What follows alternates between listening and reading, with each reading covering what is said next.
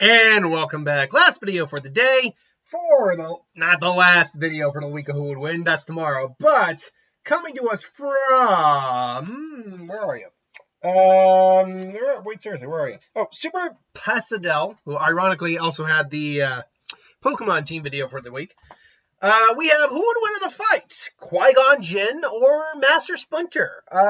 Master Splinter obviously is a man who was mutated from a rat, mutated into a rat. It's actually a reverse scenario from the turtles, where turtles kind of turned into anthropomorphic turtles. It was Aroshu-saki. It's a shut that's messing me up. Aroshu-saki. I believe that it was his original name. I could be butchering it slightly.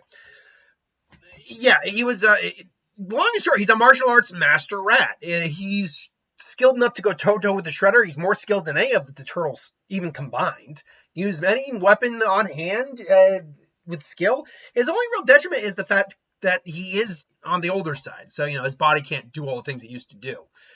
Qui-Gon was a middle-aged human male Jedi master to Obi-Wan Kenobi, and it was the Padawan to Qui-Gon to Dooku. He found Anakin, we know that, lost his life to Darth Maul, but was a very skilled Force user. I feel like the movie didn't do justice to how powerful Qui-Gon Jinn actually was. Sidious even stated that among all the Jedi, Qui-Gon was one of the ones he was actually legitimately scared of, but not because of how powerful he was, although he certainly was. It was actually because of the type of Jedi he was. Now, obviously for the fight too, he wields his lightsaber, and he's a master, particularly of Form 4, which is a Taru, if I remember correctly, which is the acrobatic form. But the reason that he scared someone like Sidious as much as he did is because of the type of Jedi he was. He was as close to what would be called a gray Jedi as possible. He was definitely on the positive side of the Force. He was definitely the light side of the Force, but he didn't adhere to the Jedi code. He was a little bit more go with the flow in terms of some ideologies, but more than the point, he was also very in tune with the living Force, and he was very much capable of singling out and finding darkness. There was an incident, I think, in the comics where him and Obi-Wan were on a planet, and they were fighting a monster, and Qui-Gon slayed the creature. And Obi-Wan was charged, why did you do that? He said, because the Force told me to do it. The Force told me I had to kill that thing. And that's why he scared the shit out of someone like Sidious, because he's maybe the only one who could maybe sniff us out. And if he did, he would just say, oh, with no hesitation, I'm cutting you down. So, yeah, Qui-Gon is an exceptionally cool kid. I really like Qui-Gon, and Liam Neeson's always cool. But who would win a fight? Well, in an actual fight, I feel like it's pretty obvious. Both are skilled fighters. And in fact, I'd actually say Splinter's got the edge in martial arts hand-to-hand combat. But only one of them has the Force. And if he has to, he can kind of just hold them with telekinesis. Well, now, to be fair, he's not that dirty of a fighter, but still. One of them also has a lightsaber versus all the other weapons. So, also, most Jedi do have near light speed reaction, if not light speed reaction. They are capable of, dodging and blocking blaster bolts. They are capable of navigating at sub-light speed navigating at light speed. So, they are certainly, they're certainly got the reflexes to keep up with someone like Splinter. The problem simply just comes down to Qui-Gon's got the tools, and he's not bad in a fight either. It's just like hand-to-hand. It's just Splinter is a legitimate hand-to-hand master. So Qui-Gon is just a straight fight would probably take down Splinter with honestly little difficulty. But let's do a different take here. Who wins in terms of philosophy, in terms of a teacher? Who is the better teacher to the turtle, or to the who's a better teacher, not to the turtles, but in general? That's a bit more of an interesting conundrum, because we know Splinter is teaching them samurai code, bushido, the way of ninjutsu, and they learned it pretty well. He had to teach also 4 kids 4 different types of weapons with 4 different types of personalities as well. So he's certainly got multitasking under his belt, and his life lessons seem to be good too.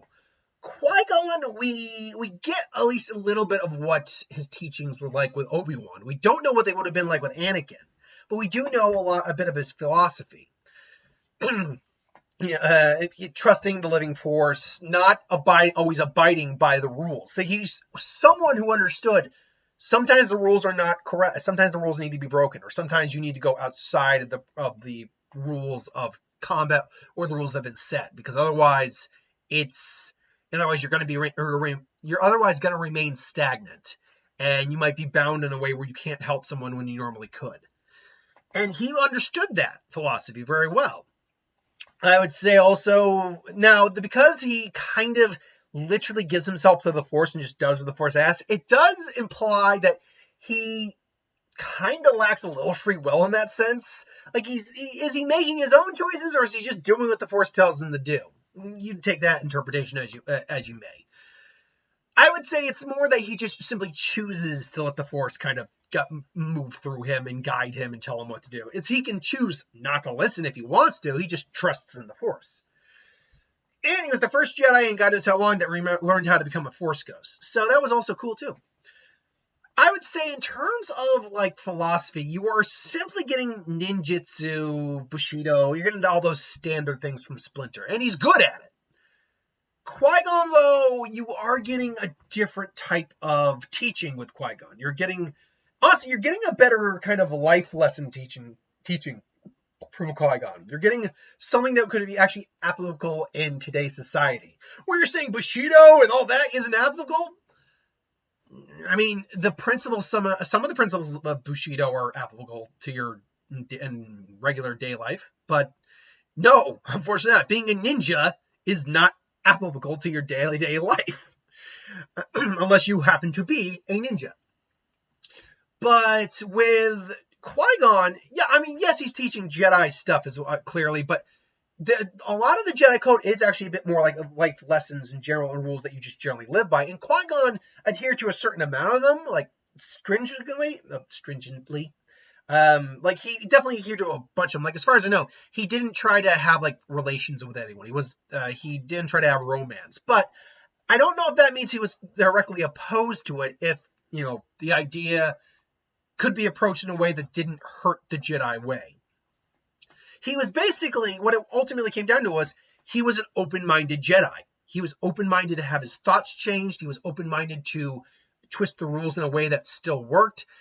And I think because of that, I think being open-minded is a bit more important in terms of a teaching style and something to impart into your students than not being open-minded. So I would definitely say Qui-Gon was probably, if I were to say if someone asked me who would you want as your teacher, I would probably go Qui-Gon Jinn.